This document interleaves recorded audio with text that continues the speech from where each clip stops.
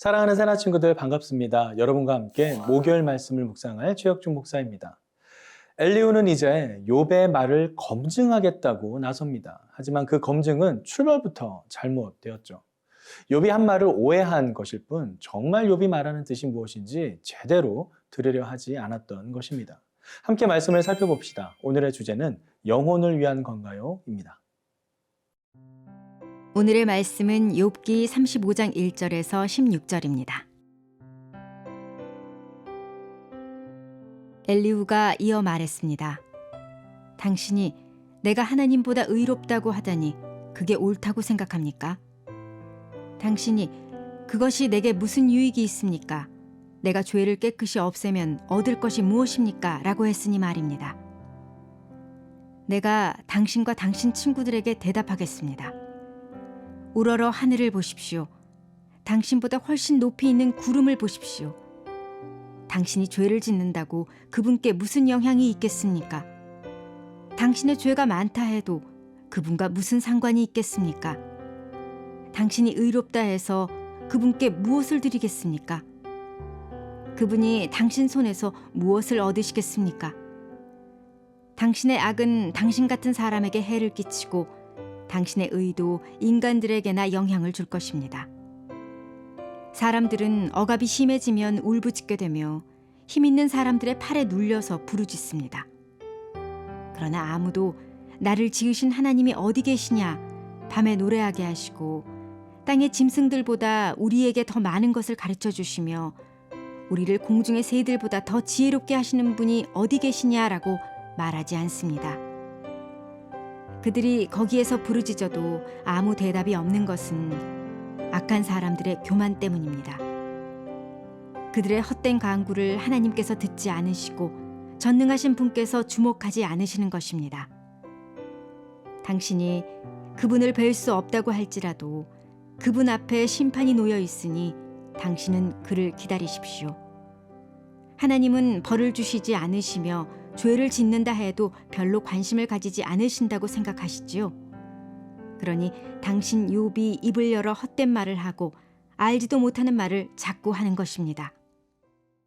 욥의 말을 제대로 이해하지 못한 엘리후는 잘못된 근거로 자신의 논증을 이어갑니다. 1절에서 3절 말씀입니다. 엘리후가 이어 말했습니다. 당신이 내가 하나님보다 의롭다고 하다니 그게 옳다고 생각합니까? 당신이 그것이 내게 무슨 유익이 있습니까? 내가 죄를 깨끗이 없애며 얻을 것이 무엇입니까? 라고 했으니 말입니다. 엘리후는 욥이 한 말을 선하게 살아도 부질없다는 그런 식으로 이해를 했습니다. 하지만 욥은 그렇게 말한 적이 없습니다.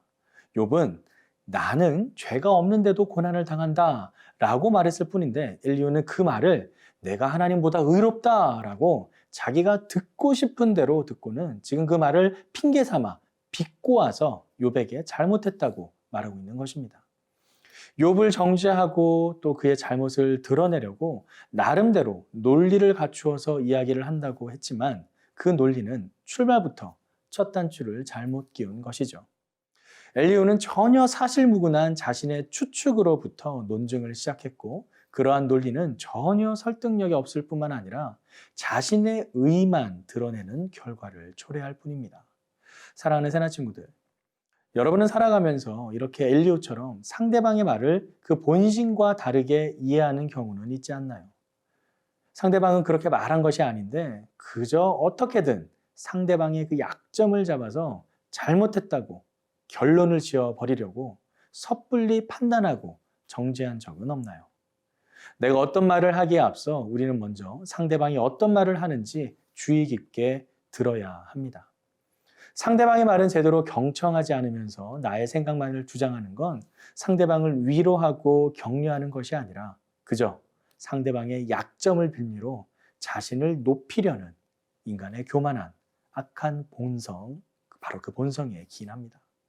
특히나 약자의 위치에 있는 사람들에겐 그 눈에 보이는 그 상황과 환경으로 말미암아 선입견이 생기게 되고 또 이 사람한테는 이렇게 해도 괜찮아. 이 사람은 이런 소리를 들어 마땅해. 라는 자신만의 합리화에 빠져서 진정 그 사람을 위한 것이 아니라 자신의 옳은만을, 자신의 의만을 나타내는 것이죠. 오늘 우리가 읽은 본문에서 엘리후가 욥에게 하고 있는 말들이 딱 그런 말들입니다. 여러분의 언어가 어떤가요? 여러분의 그 경청하는 모습은 어떤가요? 정말 나는 상대방을 위한 말을 하고 있나요? 아니면 나를 드러내고 나를 나타내기 위한 말을 하고 있나요? 욥을 대하는 엘리후의 모습 속에 우리의 모습은 있지 않은지 잠잠히 돌아보길 바랍니다.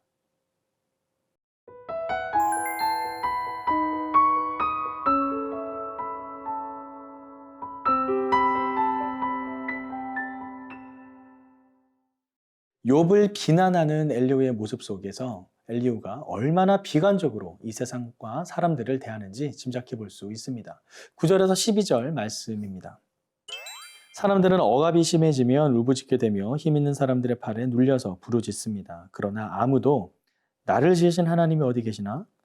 밤에 노래하게 하시고 땅의 짐승들보다 우리에게 더 많은 것을 가르쳐 주시며 우리를 공중의 새들보다 더 지혜롭게 하시는 분이 어디 계시냐? 라고 말하지 않습니다. 그들이 거기에서 부르짖어도 아무 대답이 없는 것은 악한 사람들의 교만 때문입니다.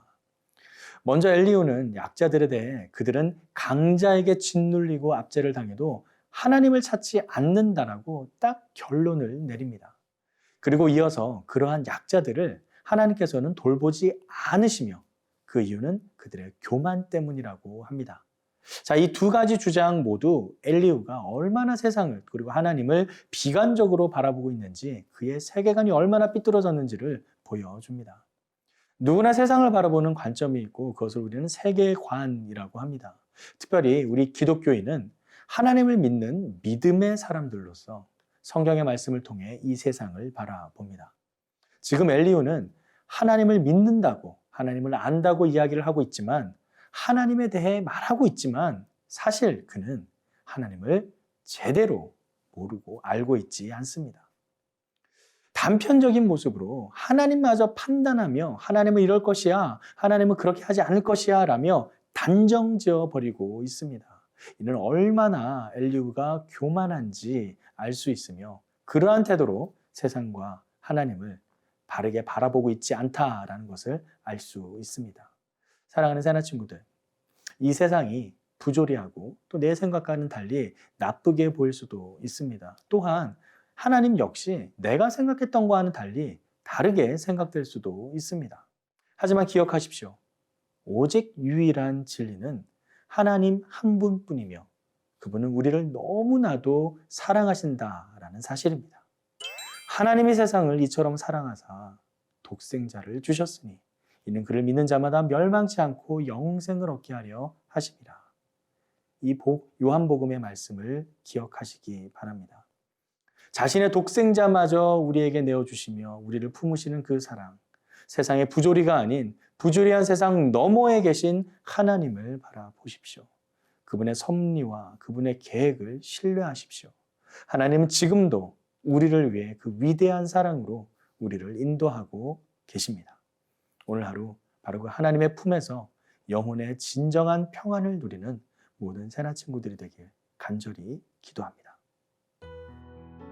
사랑의 아버지 하나님, 세상의 가치관으로 무너지지 않도록 오직 하나님의 말씀과 그 음성에 늘 깨어있기를 소망합니다. 나를 주님의 품에서 떠나지 않게 하시며 그 품 안에서 진정한 영혼의 안식, 평안을 누리게 도와주세요. 예수님의 이름으로 기도드립니다. 아멘.